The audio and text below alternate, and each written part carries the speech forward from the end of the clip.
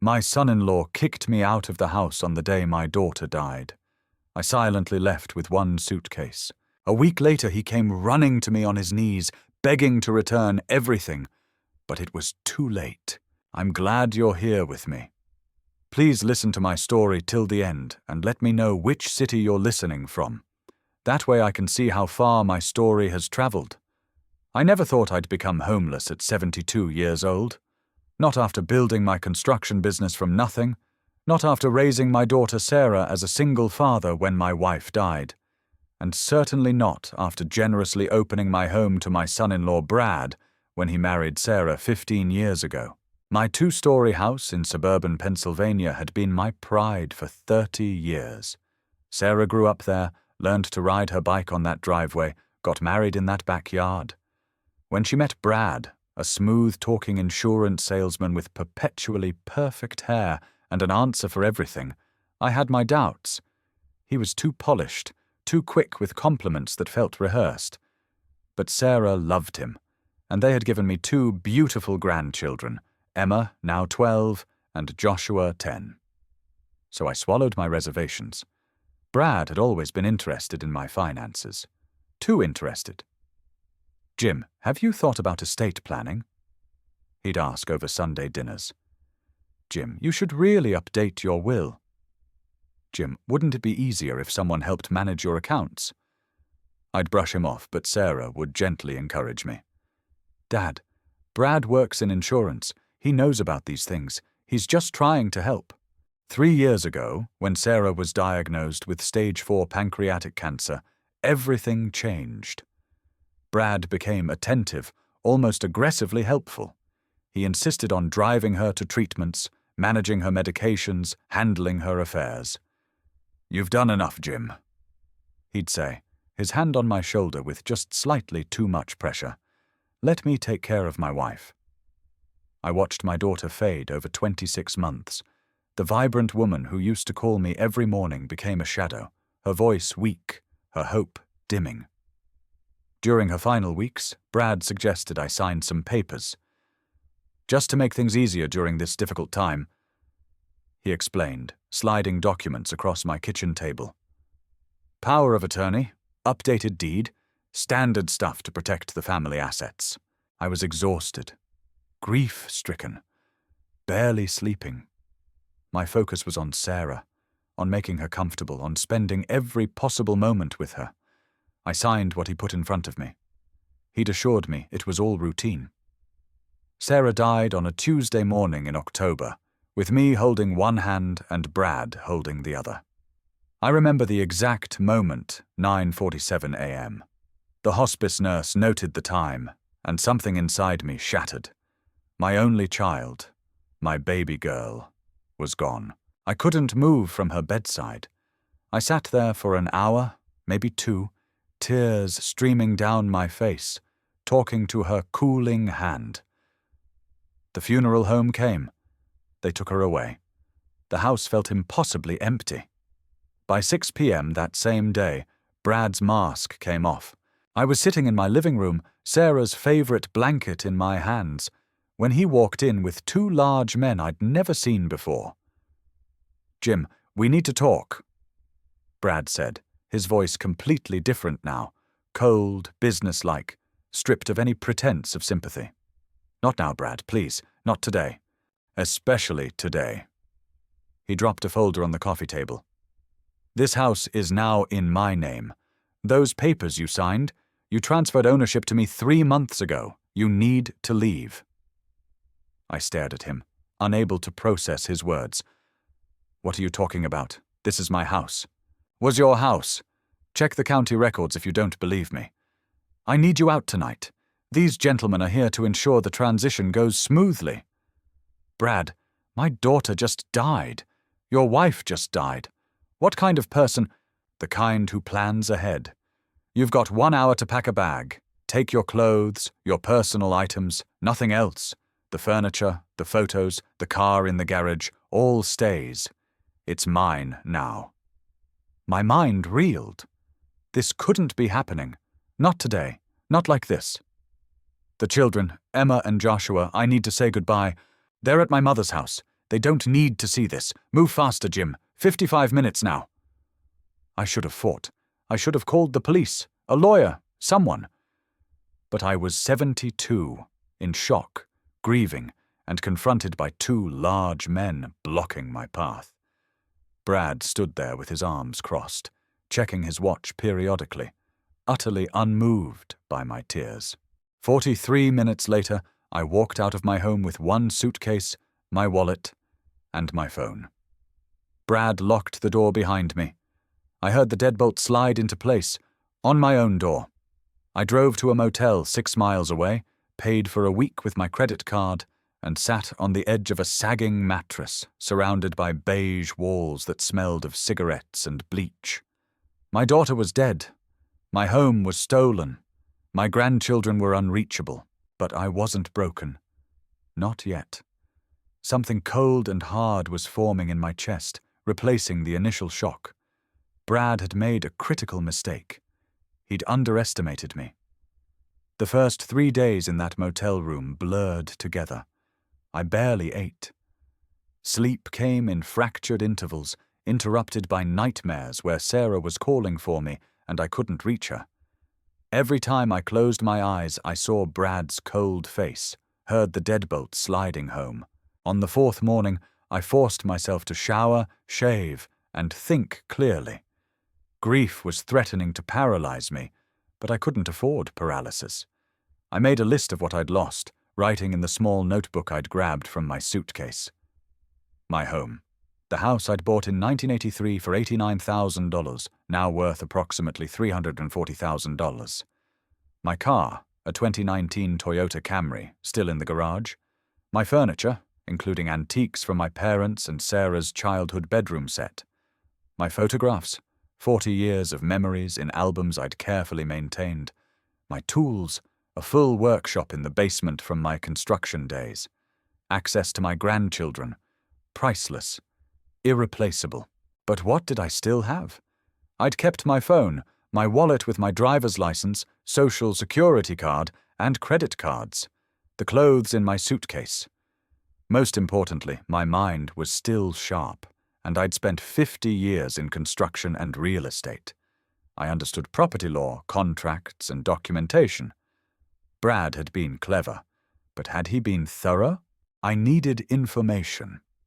I drove to the county courthouse and requested copies of all recent property transfers involving my address. The clerk, a middle-aged woman named Patricia, processed my request. "That'll be 45 minutes, hun. There's a coffee shop across the street if you want to wait." I sat in that coffee shop, drinking bitter coffee I barely tasted, watching the courthouse entrance. What would those documents show? Had Brad really managed to steal my house legally? When Patricia called me back, she handed me a manila envelope. "Here you are. Quite a bit of activity on that property in the last 6 months." I sat in my car and opened the envelope with shaking hands. The first document was a quitclaim deed, dated July 15th, 3 months before Sarah's death. My signature was at the bottom, along with a notary stamp. I stared at it. I didn't remember signing this. I remembered signing something Brad had presented as estate planning, but I'd been so focused on Sarah, so exhausted. The second document was a power of attorney, also dated July 15th, giving Brad control over my financial affairs due to declining mental capacity. My signature again. A doctor's note attached, from a Dr. Raymond Vischer, someone I'd never heard of, stating I was experiencing early-stage dementia and confusion. Rage rose in my throat, hot and bitter. This was fraud. Systematic, calculated fraud. Brad had planned this for months, probably longer. He'd waited until Sarah was dying, until I was most vulnerable, and struck. But fraud left traces. Fraud could be proven. I drove to the public library and used their computer. Dr. Raymond Vischer existed. He was a physician in Pittsburgh, 2 hours away. I'd never been to Pittsburgh for medical care. My regular doctor was Dr. Susan Chen, right here in town, and I'd passed my last physical with flying colors. I opened a new email account. Brad probably had access to my old one, and sent Dr. Chen's office a request for all my medical records from the past 5 years. Then I called the notary whose stamp appeared on the documents. Her name was Michelle Torres. "Torres Notary Services?" A woman answered. "Hello, this is James Mitchell. I'm calling about a document you notarized back in July, a quitclaim deed for my property." "I'd need to check my records, Mr. Mitchell. Can you give me the date?" "July 15th. The document transferred my home to Brad Patterson." A pause. Keyboard clicking. "I have it here. Yes, I notarized that document at your home address. You and Mr. Patterson both signed in my presence. Can you describe me, please?" "Excuse me? What did I look like that day? What was I wearing? Do you remember anything about the encounter?"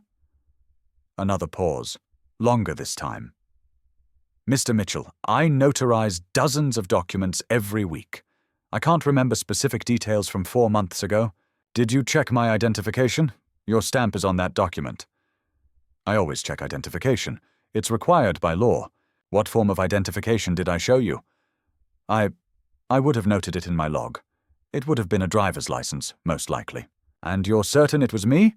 "James Mitchell, age 72, 6 feet tall, grey hair." The silence stretched. "Mr. Mitchell, if you're suggesting there was something irregular about that notarization, I'm suggesting you never met me. I'm suggesting someone else signed those documents, possibly using a fake ID, and you didn't verify it properly." She hung up. Perfect. Her nervousness told me everything. The notarization was sloppy at best, fraudulent at worst. This was my first crack in Brad's armor. I sat in the library parking lot, my hands steady for the first time in days. A plan was forming. Brad thought he'd won because he'd seized my property and I was old, alone, and grieving. But he'd underestimated 3 things: my knowledge of property law, my stubbornness, and the paper trail he must have left. I wasn't going to the police yet. They'd tell me it was a civil matter.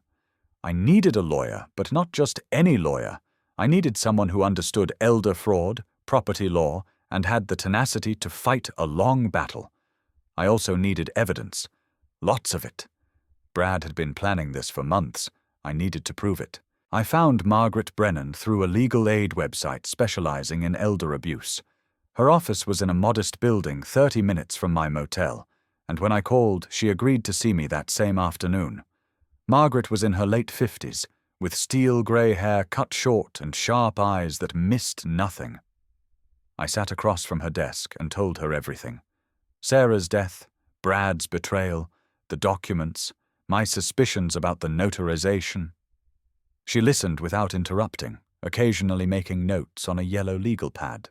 When I finished, she leaned back in her chair. "Mr. Mitchell, what you're describing is textbook elder financial abuse. The problem is proving it. Brad has legal documents with your signature.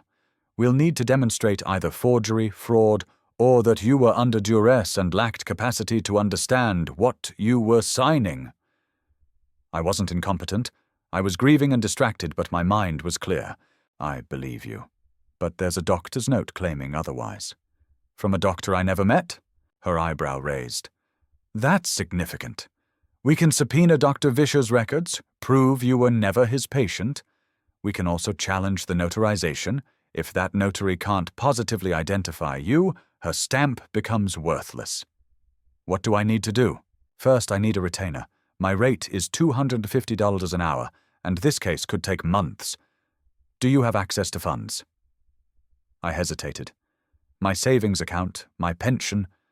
Brad had power of attorney over all of it. "I have a credit card with a $15,000 limit. Will that work?" "For now. I'll file an emergency motion to freeze your accounts and revoke the power of attorney. We'll argue it was obtained through fraud. But, Mr. Mitchell, I need you to understand something. Brad has possession of your property. Even if we prove fraud, evicting him and reversing the deed transfer will take time. The courts move slowly." "How much time?" 6 months. Maybe a year." A year living in a motel, blocked from my grandchildren, while Brad lived in my house? The injustice burned, but I nodded. "Whatever it takes." Margaret smiled grimly. Good, because we're going to war. Over the next 2 weeks, Margaret worked fast. She filed a civil lawsuit against Brad for fraud, elder abuse, and illegal property transfer. She subpoenaed records from Dr. Vischer. She contacted the notary, Michelle Torres, with formal questions about her verification procedures. She filed a motion to freeze all accounts Brad controlled under my power of attorney, and Brad noticed. I was eating dinner at a diner near my motel, meatloaf, mashed potatoes, coffee, when Brad slid into the booth across from me. I hadn't seen him since the day he'd thrown me out. He looked the same. Perfectly styled hair, expensive suit, that practiced smile. Hello, Jim. Heard you've been busy. I set down my fork carefully. Brad, hiring lawyers, filing lawsuits. Really, Jim, this is unnecessary. We can resolve this like family? We're not family anymore. Not after what you did. His smile tightened. What I did was protect my children's future. That house, your assets, they're Sarah's legacy. They should go to Emma and Joshua, not be wasted on nursing homes when you inevitably decline. I'm 72 and healthy. I'm not declining. Dr. Vischer's evaluation suggests otherwise. I've never met Dr. Vischer. Brad's expression didn't change, but something flickered in his eyes. Uncertainty? You met him. You just don't remember. That's the dementia talking. My medical records from Dr. Chen show no cognitive decline. Margaret subpoenaed them yesterday. Now his smile faded completely. You're making a mistake. Drop the lawsuit. I'll let you visit the kids on supervised occasions. Otherwise— He leaned forward. Otherwise you'll never see Emma and Joshua again. I'll tell them you abandoned us right after their mother died. I'll tell them you're mentally ill and dangerous. You'll be the grandfather they're afraid of. My hands clenched under the table, but I kept my voice steady. Threatening me with my grandchildren? That's low, even for you. It's reality. You have no legal standing. I'm their father. The courts always side with parents. He stood up. Drop the lawsuit, Jim. You can't win. After he left, I sat there, my appetite gone. His threat about the children had hit its mark. What if he was right? What if the courts did side with him? But the next day, Margaret called with news that changed everything. Jim, we got Dr. Vischer's records. You're not in his system. He has no file on you, no record of any evaluation. I spoke with him directly. He admitted someone named Brad Patterson contacted him several months ago, asking about hypothetical dementia evaluations, but he never actually examined you. Then the letter he wrote is a forgery. Or Brad paid him under the table and Vischer is lying about it now that there's legal pressure. Either way, it destroys Brad's claim that you lacked capacity. We also heard back from the notary. Michelle Torres is now claiming she doesn't remember the signing at all, and her records for that day are incomplete. She's scared, Jim. She knows she screwed up. I felt something unlock in my chest. So we have proof. We have enough to file criminal fraud charges alongside the civil case. I'm meeting with the district attorney tomorrow. Brad didn't just steal from you, he committed multiple felonies. I hung up and stared out the motel window. Brad thought he held all the cards. He thought I was just a grieving old man who'd give up. He was about to learn otherwise. Margaret filed criminal fraud charges against Brad on a Friday morning. By Friday afternoon, my phone wouldn't stop ringing. The calls came from numbers I didn't recognize. I let them go to voicemail. Each message was from someone claiming to be a family friend or concerned party, telling me I was making a terrible mistake, that I was tearing the family apart, that Sarah would be ashamed of me. None of them knew Sarah. They were Brad's flying monkeys, trying to pressure me into backing down. On Saturday, Brad's lawyer called. His name was Richard Cortland, and his voice dripped with condescension. Mr. Mitchell, I represent Brad Patterson. These criminal charges you filed are defamatory and without merit. My client is prepared to seek damages for reputational harm. I strongly suggest you withdraw your complaint immediately. Tell your client to return my house. The property was legally transferred. You signed the deed. Under fraudulent circumstances, your client forged a medical evaluation. That's a serious accusation. Can you prove it? Dr. Vischer confirmed he never examined me. Yes, I can prove it. A pause. Mr. Mitchell, you're an elderly man living in a motel. Legal battles are expensive and stressful. Do you really want to spend your remaining years fighting a battle you can't win? Is that a threat? It's practical advice. My client is willing to offer a settlement. He'll provide you with a modest monthly stipend and allow supervised visits with your grandchildren if you sign a release of all claims. A stipend? From my own money? For permission to see my grandchildren? Tell Brad to go to hell! I hung up. My hands were shaking, not from fear, but from rage. How dare they? How dare Brad steal everything and then offer me scraps from my own table? That evening, it got worse. I was walking back to my motel from dinner when a police car pulled up beside me. 2 officers got out. James Mitchell? My stomach dropped. Yes. We need you to come to the station. There's been a complaint filed against you. What kind of complaint? Harassment and threatening behavior toward Brad Patterson and his children. That's a lie. I haven't contacted Brad except in response to his approaches, and I haven't seen my grandchildren since my daughter died. That's not what Mr. Patterson says. He claims you've been calling repeatedly, showing up at the children's school, making threats about taking them away. He has a restraining order request being filed Monday morning. This was Brad's play. If he got a restraining order, it would make me look dangerous and unstable. It would poison any judge against me, make his claims of my mental decline seem credible. Officers, I'm the victim here. Brad committed fraud, stole my property, and now he's filing false police reports to intimidate me. The older officer studied me. Are you the James Mitchell who filed criminal charges against Mr. Patterson yesterday? Yes, for elder fraud and forgery. The 2 officers exchanged looks. The younger one said, "Come to the station anyway. We need to document your statement about these allegations." I spent 3 hours at the police station, giving my statement, providing phone records showing I hadn't called Brad except once, when he'd called me first at the diner, and explaining the entire situation. The detective handling it, a woman named Detective Sarah Reyes, the shared name with my daughter felt like a sign, listened carefully. "Mr. Mitchell, this sounds like retaliation for your criminal complaint, but I have to take Mr. Patterson's allegations seriously. Do you have any contact with his children?" "No, I haven't seen them since my daughter's funeral. Brad has blocked me from them completely. Can anyone verify your whereabouts during the times Mr. Patterson claims you were at the school?" I pulled out receipts. I'd been keeping every receipt, every piece of documentation. I was at my lawyer's office Tuesday afternoon when he claims I was at the school. Here's the parking receipt with timestamp. Wednesday morning I was at the bank closing my old accounts. Here's the statement. Thursday I was at the library. They have sign-in sheets. Detective Reyes copied everything. "You're very organized." "I worked in construction for 50 years. Documentation matters." She almost smiled. "I'll investigate. If Mr. Patterson filed a false report, there will be consequences. In the meantime, continue documenting everything. If he contacts you, record it if it's legal in this state."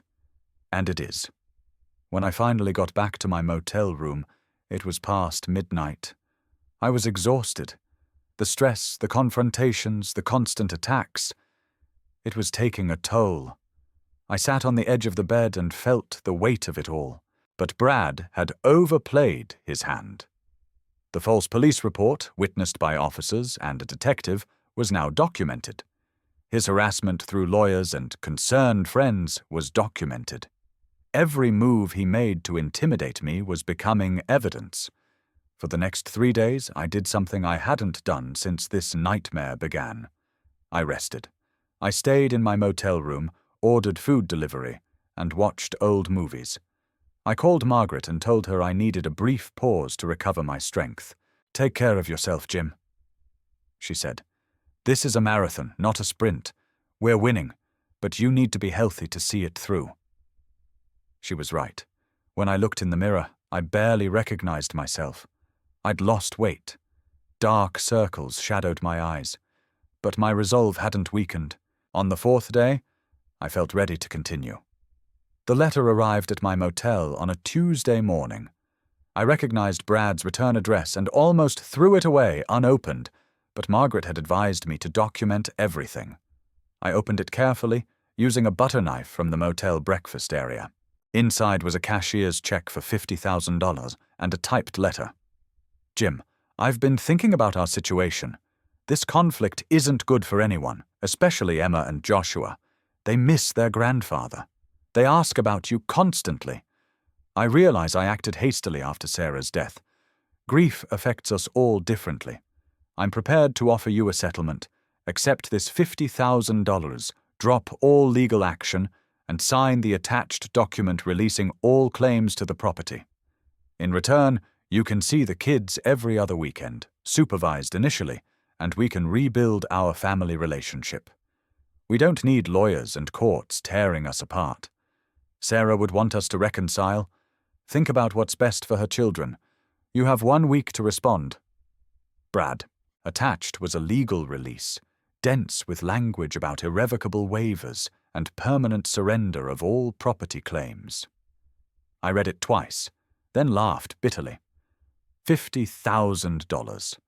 For a house worth $340,000, plus my car, my possessions, my dignity, and supervised visits with my own grandchildren, which Brad could revoke any time I didn't behave to his satisfaction.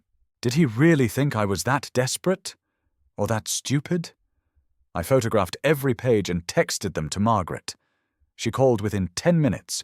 That's consciousness of guilt, she said immediately. He's scared. The DA's office is taking the criminal case seriously, and Brad knows it. This settlement offer is panic. He thinks I'll choose access to my grandchildren over justice. Will you? I was quiet for a moment. The truth was, I missed Emma and Joshua desperately. Not knowing how they were, whether they were processing their mother's death healthily, whether Brad was poisoning them against me. It ate at me constantly. But accepting this deal meant Brad won. It meant he could steal from elderly people and get away with it by throwing back a fraction of what he'd taken. No, I said finally. I won't accept it. Good. Frame that letter. We'll use it in court to show he knew the transfer was fraudulent. That afternoon, I went to the community center near my motel. I'd seen a flyer for a support group. Elder Financial Abuse Survivors. I'd never thought of myself as needing a support group, but I was tired of being alone in that motel room, tired of having no one to talk to except Margaret. The group met in a small room with folding chairs arranged in a circle. 8 people were there, ranging in age from 60 to 85. The facilitator, a social worker named Patricia, welcomed me. Everyone here has experienced financial exploitation, usually by family members, she explained. This is a safe space to share your story without judgment. I listened as others talked. Margaret, 78, whose son had emptied her bank account and forged her name on credit applications. Robert, 66, whose daughter-in-law had convinced him to transfer his house, then evicted him. Linda, 82, whose nephew had stolen her identity and run up $90,000 in debt in her name. Every story was a variation of mine. Family members exploiting trust, using the victim's age as a weapon, counting on shame and isolation to keep them from fighting back. When it was my turn, I told my story. Speaking it aloud to people who understood made it feel less surreal. These people didn't doubt me or suggest I'd simply forgotten signing documents. They knew the patterns, the tactics, the devastation. After the meeting, Robert approached me. You've got a good lawyer? Yes, Margaret Brennan. She's excellent. She helped my friend last year. Jim, you're doing the right thing fighting this. My biggest regret is that I didn't fight fast enough. By the time I got to court, my daughter-in-law had sold my house to a third party. Recovery was almost impossible. How long ago was that? 3 years. I live with my sister now. It worked out, but I lost everything I'd built. He gripped my shoulder. Don't give up, even when they try to make you feel crazy or vindictive. You're not. You're standing up for yourself. His words meant more than he could know. Over the next week, I became a regular at the support group. Patricia connected me with social services, helped me apply for temporary assistance, provided referrals for low-cost housing if the motel became unaffordable. I wasn't alone anymore. Brad called on Friday, just before his 1-week deadline expired. "Jim, have you thought about my offer?" "I have. The answer is no." A long pause. "You're making a terrible mistake. That's the last generous offer you'll receive." "Your generous offer was $50,000 of my own money for permission to see my own grandchildren. That's not generosity, Brad. That's extortion." "Fine. Have it your way. But don't say I didn't try to resolve this amicably." "Amicably? You stole my house on the day my daughter died. There's nothing amicable about any of this." He hung up. I sat in my motel room, the phone silent in my hand, and felt something I hadn't felt in weeks. Calm. Not peace. There would be no peace until this was resolved, but calm certainty. I was on the right path. I had good people around me. I had evidence mounting daily. Brad's settlement offer had shown his hand. He was worried. The criminal investigation was progressing. Dr. Vischer was cooperating with prosecutors, likely in exchange for immunity. The notary had admitted her records were questionable. Bank records showed Brad had transferred $35,000 out of my accounts into his own the week after Sarah's death. The net was tightening. Brad could feel it. That's why he'd offered the settlement. That's why he'd tried to intimidate me with false police reports and lawyer calls. But I wasn't intimidated anymore. I was patient, and I was going to win. 3 weeks after I rejected Brad's settlement offer, he appeared at my motel room door unannounced. It was Sunday morning, and I'd just returned from breakfast at the diner down the street. He was standing in the second-floor walkway, leaning against the railing, waiting. "We need to talk, Jim. Really talk this time." Every instinct told me to shut the door in his face. But I'd started recording every interaction with Brad on my phone, as Detective Reyes had suggested. I pulled my phone from my pocket, opened the recording app, and set it on the small table inside my room, where it would capture everything. "What do you want, Brad?" He stepped inside without invitation, looking around the cramped space with barely concealed disgust. The motel room was small, 1 double bed, a tiny bathroom, a table with 2 chairs, a coffee maker. It smelled faintly of industrial cleaner and old carpet. "This is where you're living?" "Jim, this is depressing. You don't have to live like this." "I'm living like this because you stole my home." "I didn't steal anything. But I'm here to make peace." He sat down uninvited, gesturing for me to sit across from him. His body language was all conciliation, open hands, gentle voice, pained expression. The performance was almost believable. "The kids are suffering, Jim. Emma cries herself to sleep asking why Grandpa doesn't love them anymore. Joshua thinks he did something wrong. That's why you abandoned them." The words were designed to wound. And they did. My throat tightened. "I didn't abandon them. You blocked me from seeing them. Because you filed criminal charges against me, their father. How am I supposed to let them have a relationship with someone who's trying to put me in prison?" "You committed crimes. According to you, according to the legal documents, everything was legitimate." He leaned forward, his expression shifting from conciliatory to intense. "Here's what I'm prepared to do. I'll give you $75,000, more than the last offer. I'll let you see the kids unsupervised once a month. You can take them for the day, do whatever you want with them. And when they turn 18, I'll give you back half the value of the house. That's fair, isn't it? You get money now, access to your grandchildren, and a future payout. When they turn 18. Emma is 12, Joshua is 10. You're asking me to wait 6 to 8 years? That's the deal. Take it or leave it." He paused. "Actually, Jim, let me be clearer. Take it or lose everything. Because if this goes to trial, I will destroy you in court. I'll bring in expert witnesses who'll testify you were mentally declining. I'll show that you were confused, disoriented, unable to manage your affairs. I'll paint you as a tragic figure, an old man who can't accept that his mind is going. You can't prove something that isn't true, can't I? His smile turned cold. I have friends, Jim. I have resources. I know people who'll testify they saw you acting confused last year. I know a psychiatrist who'll review your case and conclude you have dementia. You think your small-town lawyer can stand up to my legal team? You're delusional. There it was. The mask was fully off now. This wasn't about reconciliation or the children. This was intimidation, pure and simple. You're threatening to commit perjury and fraud in court. I'm explaining reality. You're 72, living in a motel, running out of money for legal fees. I'm a successful professional with a stable home and 2 children to protect. Who will the judge believe? I felt my pulse quicken, but I kept my voice steady. The judge will believe the evidence. Dr. Chen's medical records showing I'm healthy. Dr. Vischer's admission he never examined me. Bank records showing you looted my accounts. The notary's questionable verification. Phone records proving your harassment. And now, this conversation, which I've been recording. Brad's face went white. You're recording this? I gestured to my phone on the table. Every word, including your admission that you plan to suborn perjury and commit fraud in court proceedings. He lunged for the phone, but I was faster. I grabbed it and stepped back towards the door. Get out, Brad, now! His expression transformed into something ugly. Pure rage, with no pretense remaining. You stupid old man.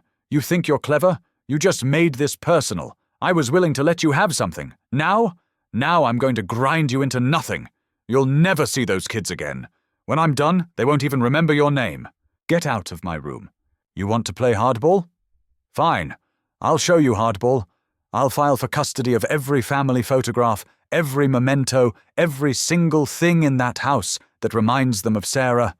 I'll erase you from their lives, and when you die alone in this pathetic motel room, they won't even come to your funeral because they'll hate you for what you've put them through.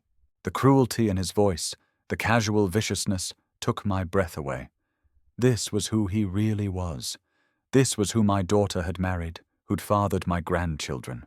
Get out! I repeated, my voice shaking now. He walked to the door, then turned back. You have 72 hours to accept my offer. After that, it's off the table permanently, and I become your worst nightmare. He slammed the door hard enough to rattle the frame. I stood there, phone gripped in my hand, recording still running. My heart was pounding. My hands trembled. For a moment, just a moment, I felt genuine fear. Brad had resources I didn't, connections I didn't. What if he really could buy witnesses, manufacture evidence, turn the system against me? But then I played back the recording. His threats, his admission about false witnesses, his rage when he discovered he was being recorded. This wasn't a setback. This was ammunition. I sent the recording to Margaret immediately with a message. Brad just visited. Full recording attached. He threatened witness tampering and perjury. She called within minutes. Jim, this is gold. This is consciousness of guilt and criminal threats. I'm forwarding this to the DA immediately. Brad just handed us his head on a platter. The fear receded. In its place came something harder, colder, determination forged in fire. The preliminary hearing took place 6 weeks later in a courtroom that smelled of old wood and floor polish. Judge Patricia Hendricks presided. A stern woman in her early 60s with reading glasses perched on her nose and a reputation for not tolerating nonsense. I sat beside Margaret at the plaintiff's table. Across the aisle, Brad sat with his attorney, Richard Cortland, looking confident in an expensive navy suit. He didn't look at me once. Margaret had explained that this hearing would determine whether there was sufficient evidence of fraud to proceed to trial and whether my motion to reverse the property transfer had merit. It wasn't the final battle, but it was crucial. Judge Hendricks reviewed the documents before her, then looked up. This is a preliminary hearing regarding allegations of elder fraud, forgery, and illegal property transfer. Ms. Brennan, you may present your case. Margaret stood, and for the next hour she methodically destroyed Brad's lies. She presented Dr. Chen's medical records showing I'd had no cognitive decline. Dr. Chen herself testified via video call, stating clearly, James Mitchell is my patient of 15 years. I examined him most recently 3 weeks before his daughter's death. He showed no signs of dementia, confusion, or diminished capacity. His cognitive function is excellent for his age. She presented Dr. Vischer's deposition, where he admitted under oath that he'd never examined me. Mr. Patterson contacted me asking hypothetical questions about dementia evaluations, but I never met or evaluated James Mitchell. Any document bearing my signature that suggests otherwise is not legitimate. She presented the notary's amended statement, where Michelle Torres admitted she couldn't positively confirm she'd verified my identity on the date in question, and that her records for that day were incomplete and possibly inaccurate. She presented bank records showing Brad had transferred $35,000 from accounts under his power of attorney into his personal account within days of Sarah's death, and another $50,000 the following month. Then Margaret played the recording from Brad's visit to my motel room. The judge's expression grew darker as Brad's voice filled the courtroom. I know people who'll testify they saw you acting confused last year. I know a psychiatrist who'll review your case and conclude you have dementia. When the recording ended, Judge Hendricks removed her glasses and fixed Brad with a stare that could freeze water. Mr. Patterson, did you make those statements? Brad stood, his confident demeanor cracking. Your Honor, I was upset. Mr. Mitchell has been harassing my family. Did you make those statements? Yes or no? The context. Yes or no, Mr. Patterson? Yes, but... Sit down. The judge turned to Cortland. Counselor, do you have anything that rebuts this evidence? Cortland stood slowly. He looked like a man who'd just realized he was defending the Titanic after it hit the iceberg. Your Honor, my client maintains that the property transfer was executed properly and that Mr. Mitchell's claims are motivated by family conflict following his daughter's death. The medical evidence contradicts your client's claims of the plaintiff's diminished capacity. The notary has recanted the validity of her verification. A physician your client cited has testified he never examined the plaintiff. And I've just heard a recording of your client threatening to suborn perjury. What exactly do you expect me to do with all that? We request additional time to review. Denied. Judge Hendricks picked up her pen. I'm issuing an immediate preliminary injunction. The quitclaim deed executed on July 15th is hereby voided pending full trial. Mr. Patterson, you have 30 days to vacate the property at 428 Sycamore Lane and return it to Mr. Mitchell's possession. Brad shot to his feet. Your Honor, that's my home. My children live there. You can't throw us out. It's not your home, Mr. Patterson. It's Mr. Mitchell's home, which you obtained through fraudulent means. I'm also referring this matter to the District Attorney's Office for criminal prosecution. The evidence of fraud is overwhelming. I have children. Where am I supposed to take my children? You should have considered that before committing multiple felonies. You have 30 days. If you're not out, the sheriff will remove you. She turned to Margaret. Ms. Brennan, prepare the order for my signature. This hearing is adjourned. The gavel came down with a crack that seemed to echo through the courtroom. For a moment, nobody moved. Then Brad turned to me, his face contorted with rage and something else. Fear. Real fear. This isn't over, Jim. I'll appeal. I'll fight this all the way. Mr. Patterson, stop talking! Cortland hissed, grabbing his arm. You're making it worse. Margaret began packing her briefcase with calm efficiency. I sat there, hands folded on the table, unable to quite process what had just happened. We'd won. Not the final victory yet, but a decisive one. The judge had seen through Brad completely. My home would be returned. Criminal charges would proceed, as Brad was escorted out by his lawyer, still protesting, still threatening appeals. I felt no triumph. Not yet, just relief, bone deep and exhausting. The weight I'd been carrying since that terrible October day, the day Sarah died, the day Brad threw me out, finally began to lift. Margaret touched my shoulder. Jim, are you all right? I think so. Is it really over? The preliminary fight is over. Brad will likely appeal, but that recording sealed his fate. No appeals court will overturn this, and the criminal case is now out of our hands. The DA will handle that. How long until I get my house back? 30 days if Brad complies. If he doesn't, the sheriff will forcibly remove him, which could take another few weeks. But Jim, you're going home. I nodded, not trusting myself to speak. After 4 months in that motel room, after all the fights and fear and sleepless nights, I was going home. But Brad still had my grandchildren. That battle wasn't finished yet. Brad didn't comply with the 30-day eviction order. He hired a new lawyer, his third, and filed an emergency appeal claiming the eviction would cause irreparable harm to his children. The appeal was denied within 48 hours. On day 32, the sheriff's department arrived at my house, with a court order and a locksmith. I was there with Margaret, waiting on the sidewalk as officers knocked on the door. Brad answered, looking haggard. He'd aged years in the past month. The cocky confidence was gone, replaced by the desperate eyes of a cornered animal. "You can't do this," he said to the lead officer. "I have nowhere to go. My kids—" "Mr. Patterson, you've had 30 days. You need to leave now, or we'll arrest you for contempt." "Jim!" Brad called out to me, his voice cracking. "Jim, please, let me stay just 1 more week. I'm trying to find an apartment, but nobody will rent to me with the criminal charges pending. Please, for Emma and Joshua." I walked up the driveway to where he stood. Margaret had advised me to say nothing, to let the sheriff handle it, but I needed him to hear this from me.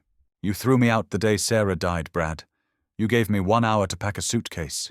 You stole my home, my money, my dignity.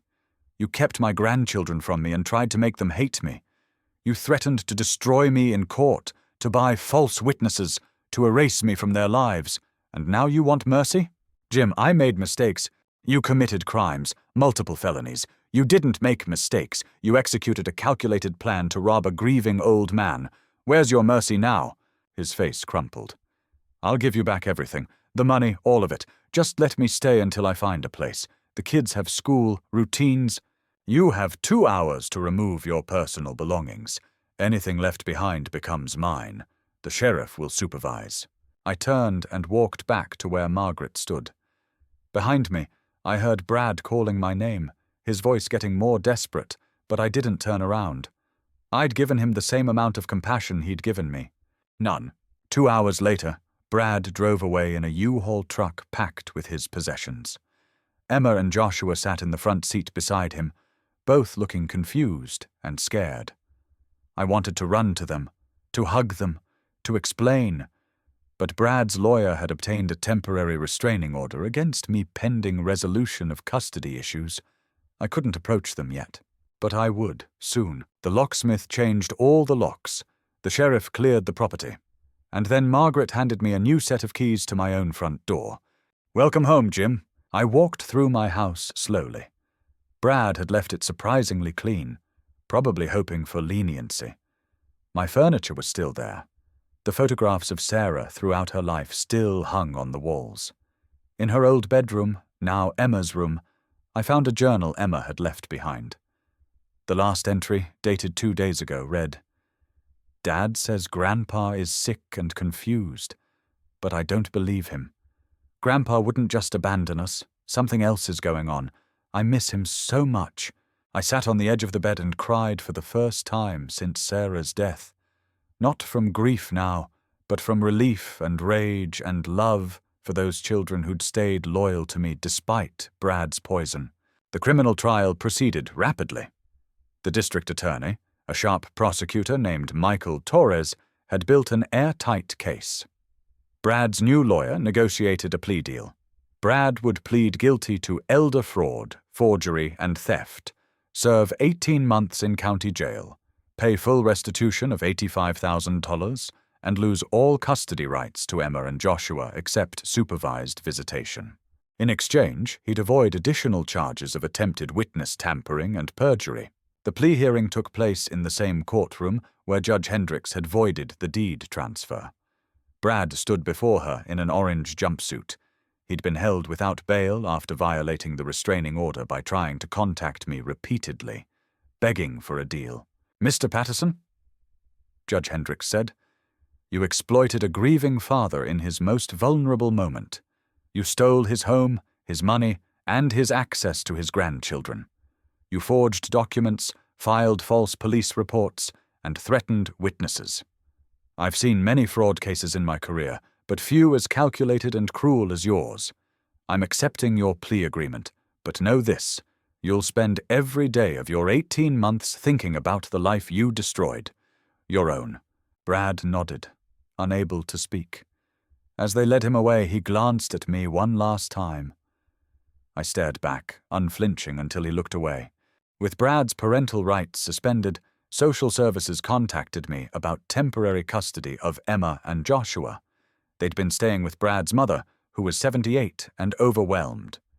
Within a week, I had emergency custody pending permanent placement. The day I picked them up from Brad's mother's house, Emma ran to me and wrapped her arms around my waist. "Grandpa, I knew you'd come back. I knew Dad was lying." Joshua, more reserved, stood back for a moment before approaching. "Are we really going to live with you?" "If you want to. I've got your rooms ready." "I want to." I hugged them both, feeling pieces of my shattered world finally beginning to heal. They were home. I was home. Brad was in jail. Justice had been slow, but it had been complete. 6 months after I regained custody of Emma and Joshua, I stood in my kitchen making breakfast while they argued over who got to sit in Sarah's old chair at the table. The normalcy of that argument, so mundane, so beautifully ordinary, made me smile. "Emma, you sat there yesterday," Joshua protested. "But it's my favorite chair. It was Mom's chair. We should share it." They compromised by switching off each day. It was one of many small healing rituals we'd developed. Sarah's memory was everywhere in this house. Her photographs, her books, her coffee mug that I still couldn't bring myself to pack away. And rather than hide from her absence, we leaned into it. Emma had started therapy to process her mother's death and her father's crimes. The therapist, Dr. Martinez, said Emma was resilient but angry. Angry at Brad for lying, for stealing, for putting his greed above his children. Joshua, younger and more confused, was slowly beginning to understand what had happened. "Is Dad a bad person?" He'd asked me one evening while we were doing homework together. It was the question I'd been dreading. "Your dad did bad things. Very bad things. But you and Emma aren't responsible for his choices. You're not bad because he made bad decisions. Will we ever see him again? Maybe. When he gets out of jail, he'll have supervised visits if the court allows it and if you want to see him. But he won't live with us. This is our home." Joshua nodded, processing this. "I'm glad we're with you, Grandpa." Those words meant everything. My life had shifted in unexpected ways. The support group at the community center, which had sustained me during the darkest months, became a regular part of my routine. I even started co-facilitating meetings with Patricia, helping other elder fraud victims navigate the legal system using my experience with Margaret. Robert, the man who'd encouraged me to keep fighting, became a close friend. We met for coffee twice a week, talking about everything from our grandchildren to our shared frustration with how society dismissed older people as easy marks. Margaret remained my attorney, but also became something close to a friend. She'd waived her final bill. "You've paid enough, Jim, both in money and suffering," and referred several other clients to me for informal mentorship. The house itself required work. I spent weekends repairing the small damages Brad had caused: scratched floors, a broken cabinet, a cracked window that had gone unrepaired. Emma and Joshua helped, and together we reclaimed the space as ours. I'd also repaired my finances. The restitution Brad was required to pay was being garnished from his prison wages, a pittance but symbolic. The $85,000 would take years to recover fully, but I'd refinanced some assets and rebuilt my savings. I was comfortable again. In contrast, Brad's life had collapsed completely. I learned details through court proceedings and through Brad's mother, who occasionally called to update me on the children. She was deeply ashamed of her son and apologetic about not seeing the warning signs.